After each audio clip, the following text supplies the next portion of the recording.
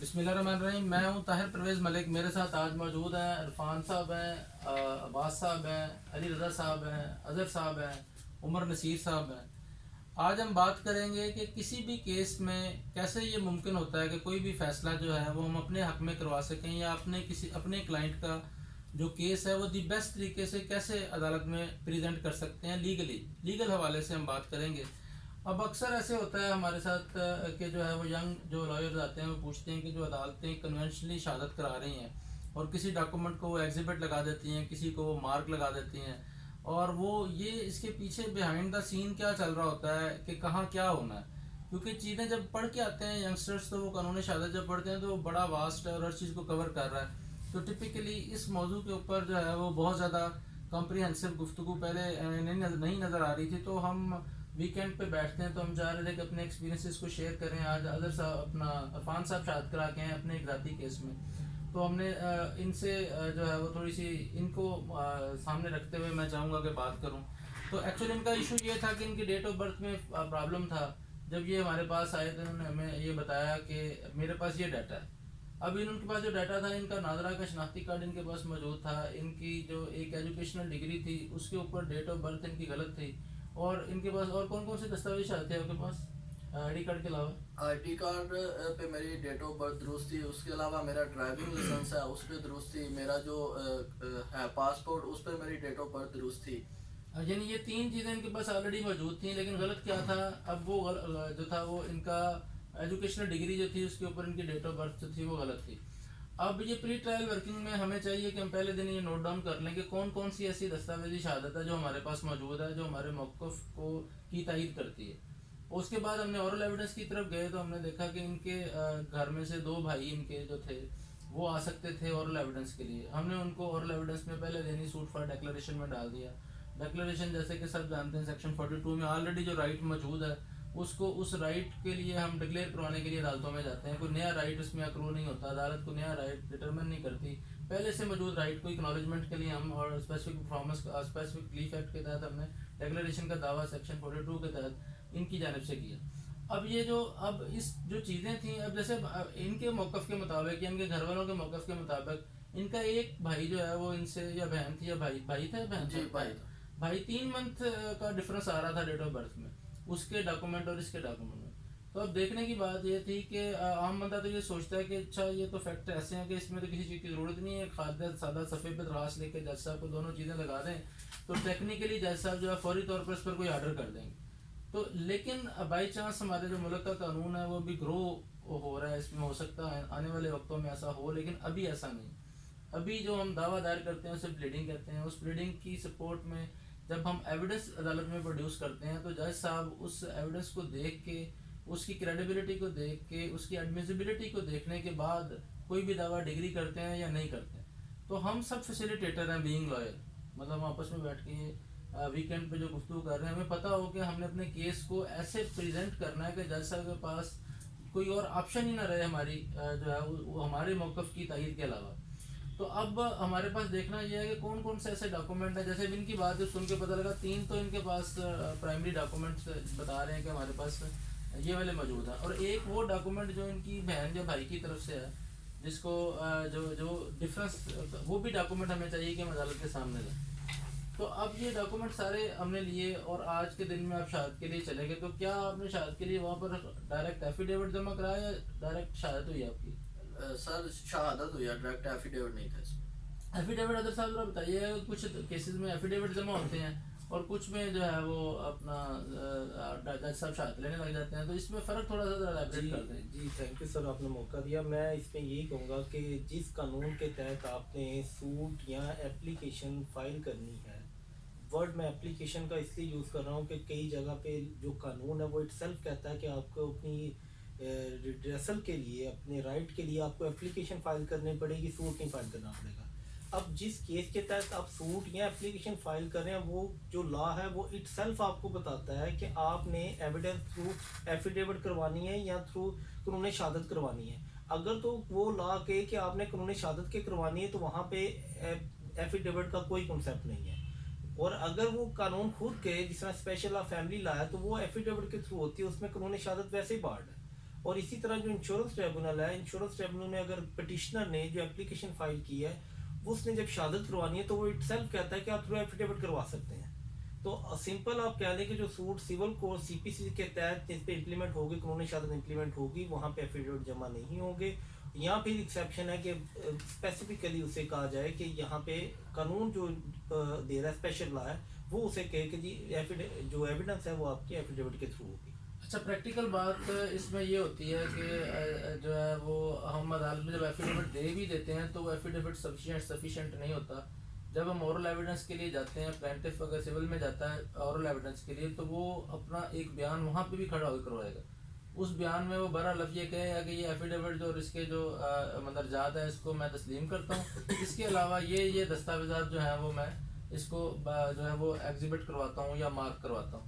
اب یہی پرابلم کہ ایگزیبٹ کیا ہوگا اور مارک کیا ہوگا، کیسے ہوگا، کتنا ہوگا اور کیوں ہوگا، یہ یہاں پر ہی سارا ٹرائل اس کے گرد گھومتا ہے. یعنی بہت ساری ایسی اسٹیجز ہیں جو بڑی جو ہے وہ اسمارٹلی جو ہے وقت کے ساتھ وہ جو ہے وہ بن چکی ہوئی ہیں. جیسے اب کوئی بھی ڈاکومنٹ جب پیش ہو رہا ہے اور اس کو ایگزیبٹ لگ رہا ہے یا اس کو ایگزیبٹ لگنا ہے یا مارک لگنا ہے، ہم نے وہیں پر ہی ڈیسائیڈ کرنا.